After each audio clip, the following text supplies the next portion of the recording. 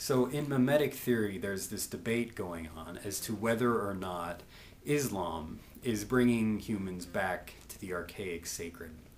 What is the Archaic Sacred? The Archaic Sacred is what forms the first cultures. So Mimetic Theory states that humans, early humans, or hominids, have a lot of conflicts with one another. So much conflict that they can't cooperate with one another. They're in kind of this war of all against all. And what ends up happening is that they find a scapegoat that leads them to cooperate with one another in a violent act against a scapegoat. It's either a sacrifice or an exclusion. And what ends up happening is they form unity over and against this scapegoat. This is not a planned attack against a scapegoat, but it happens spontaneously. Somebody points the finger at the scapegoat and everybody else mimics this pointing of the finger, and they unite over and against. And there's this distinction between us and that, the scapegoat. So out of this, culture is able to form, and religion is able to form. Religion that's based on sacrifice, sacrificing a victim in order to find unity. This is what the Archaic Sacred is all about. So when we look at the Judeo-Christian tradition, the thing that Mimetic Theory wants to say, and that I agree with, is that the Judeo-Christian tradition both acknowledges this human propensity towards finding unity over and against a scapegoat, but also challenges it and says that this act of violence is never justified. And there's this tension in the Bible because it acknowledges it.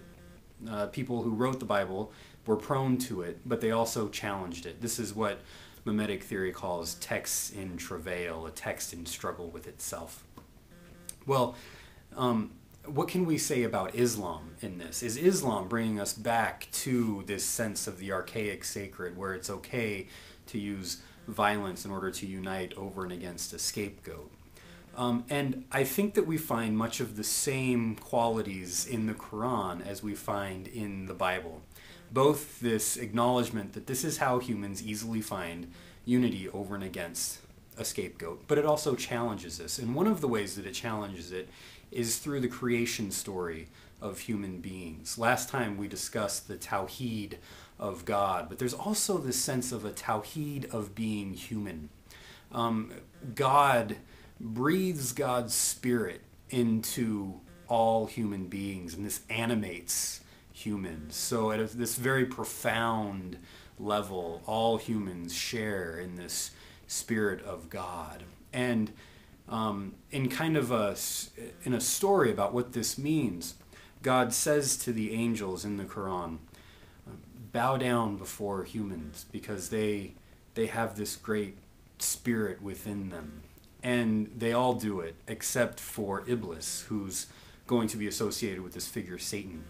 And Iblis refuses to do it because Iblis thinks that he is so much greater than humans. Iblis is not made out of clay and out of God's spirit, but out of fire. And he thinks that this is better than humans. And so why should he bow down before humans? This is what pride does. It says that I'm better than other humans and I'm better than God. And throughout, you have this warning that says when you start thinking that you're better than others, that's going to get you into trouble.